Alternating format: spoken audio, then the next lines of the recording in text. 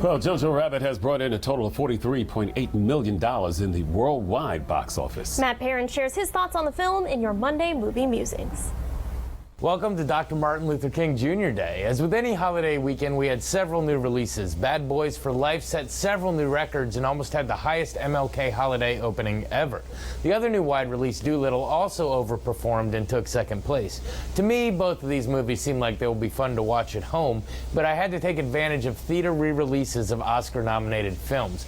Torn between the two I hadn't seen, I opted for the one that is not yet available on Amazon. So without any further ado, here's my take on the Best Picture nominee, the Taika Waititi satire, JoJo Rabbit. Our film begins with a young German boy, JoJo, played by Roman Griffin Davis. Toward the end of World War II, JoJo is a fanatic obsessed with being a part of the Third Reich. He attends Hitler youth camps that are supposed to turn him into the perfect German soldier. However, with his instructors being somewhat lax, JoJo, to his dismay, finds out that he lacks certain characteristics of a soldier, despite what his imaginary friend Adolf, played by Waititi himself, keeps telling him.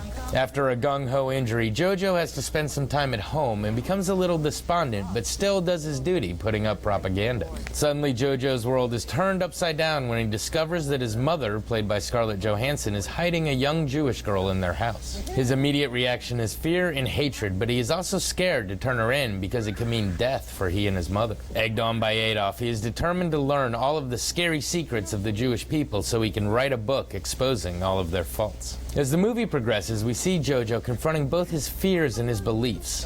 On one side, we see him acting out towards his mother having discovered her secret, even though she is unaware of this. We also see him slowly becoming attached to his sworn enemy. The two have many conversations, and we can see his attitude changing, much against the will of his subconscious, as shown through Adolf. We, as the audience, get to see a new war start to take shape, and that war is against hate.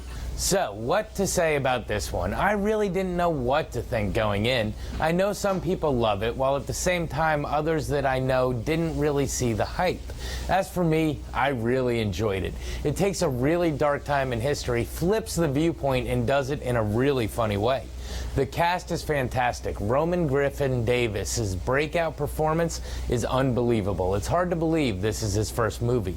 Waititi's over-the-top performance as the imaginary Hitler really adds to the levity of this movie, along with the background performances of the actors and actresses you've seen so many other times in much different roles. When you're watching this movie, you definitely get kind of a Wes Anderson feel to it, but then it goes off in its own directions. It's amazing that this movie is able to take such serious themes and have you laughing throughout. Don't get me wrong, the movie has some very dark and dramatic moments, but the majority of the time, you're laughing at the wacky antics or getting the feels from some very emotional moments. All in all, for not expecting very much from this film, I left the theater extremely elated and happy for its nomination. Quite an accomplishment coming from the guy we last saw doing Thor Ragnarok. Even though some people may not share my enthusiasm, I definitely recommend taking this one in before the Oscars if you're able. This has been your Monday Movie Musing. Back to you.